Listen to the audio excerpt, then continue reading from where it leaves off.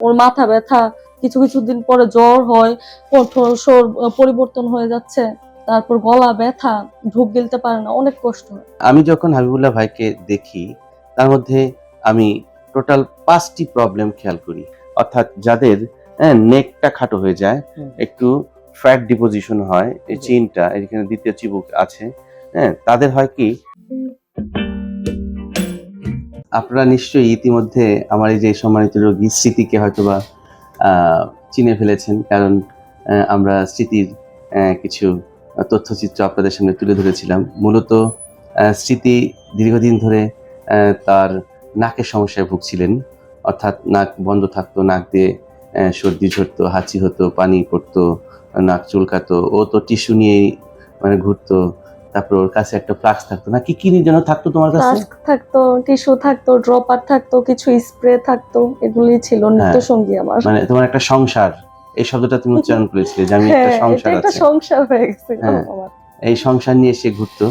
তবে ওটা আসলে তার মূল সংসার নয়, তার মূল সংসার হচ্ছে এই আসল মানুষটি। ঠিক আছে স্মৃতি, তোমার তো নাকের সমস্যা ছিল, তুমি তোমার হাজবেন্ডের মধ্যে কি সমস্যা খেয়াল করছো?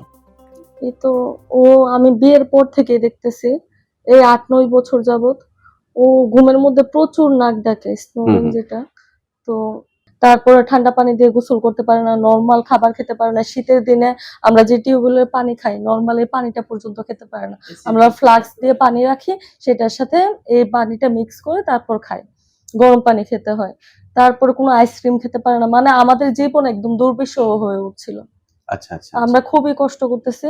ওর মাথা ব্যথা, কিছু দিন পরে জ্বর হয়, কণ্ঠস্বর পরিবর্তন হয়ে যাচ্ছে, তারপর গলা ব্যথা, ঢোক গিলতে পারে না, অনেক কষ্ট হয়। আমি যখন হাবিবুল্লাহ ভাইকে দেখি তার মধ্যে আমি টোটাল 5টি প্রবলেম খেয়াল করি। এই যে দুটো টনসিল আছে, এই টনসিল দুটো কম্পারেটিভলি কিন্তু অনেক বড় হয়ে গেছে আপনার, এবং আলা জিহ্বা তো এতটুকু আছে নর্মালি, কিন্তু আপনার ক্ষেত্রে একটু বর্ধিত।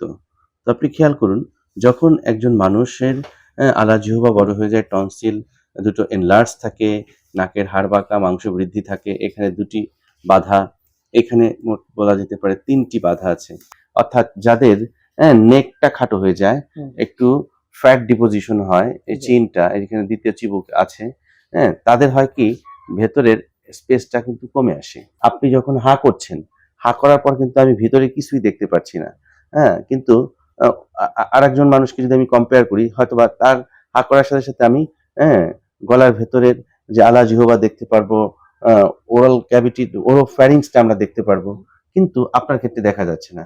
তাহলে যেখানে যেখানে বাধা আছে, সেই বাধাগুলোকে যদি আমরা আজকে রিলিজ করে দিই, বা অবস্ট্রাকশন গুলোকে যদি আমরা মুক্ত করে দিই, তাহলে তো আর আপনার এই দম নিতে কষ্ট হবে না। না স্যার, আপনার কাছে আমি সারা জীবন কৃতজ্ঞ থাকবো, কারণ আমার এই সমস্যাটা স্যার আজকে আমি ফিল করতেছি 25 ইয়ার্স।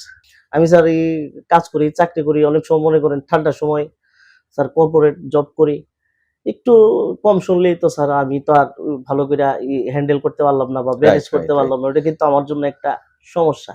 সেটাই স্যার যখন মাথা ব্যথা হয় তখন মনে হয় আমার মাথাটা স্যার ওয়ালে আমি একটা মানে হেড দেই, আমার মাথাটা আমি মনে করেন এইরকম ভাবে আমার মাথা ব্যথা করে। আপনি যেভাবে স্যার আমারে আজকে দেখাই দিলেন, বুঝাই দিলেন, আমি যদি স্যার এখন মনে করি যদি আপনার দ্বারা আল্লাহ আমারে সুস্থ করে, অথবা আমি একটা স্বাভাবিক জীবন যদি স্যার আমি ফিরে পাই, আমি আপনার স্যার কৃতজ্ঞ থাকবো।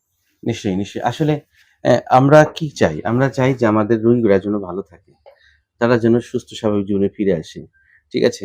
আজকে আপনার সহধর্মিণী স্মৃতি, ওরও একসময় অনেক কষ্ট ছিল, ওরও একসময় অনেক দুঃখ ছিল। ওর চোখের জলও কিন্তু আমার হৃদয় ছুঁয়ে গিয়েছিল। আজকে আপনিও বলতে, বলতে অনেকটা ইমোশনাল হয়ে গেলেন। হ্যাঁ? আমি বিশ্বাস করি এই যন্ত্রণা থেকে মহান সৃষ্টিকর্তা আপনাকে মুক্তি দিবে আজকের দিনের পর থেকে। ইনশাআল্লাহ। আপনি সুস্থ স্বাভাবিক জীবনে ফিরে আসবেন। তো বিষয়টা হচ্ছে ওই একটাই, যে সচেতনতা তৈরি করতে চাই। এই যে রোগগুলো, এই রোগগুলো সম্পর্কে আমাদের সাধারণ জনগণরা আসলে বুঝতে পারে না, বোঝার কথাও না, কারণ এটা একটা কঠিন বিষয়। সেই কঠিন বিষয়গুলোকে আমি একটু সহজ করে উপস্থাপন করার চেষ্টা করি।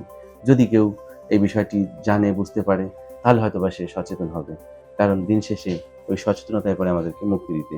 Thank you very much for watching this video.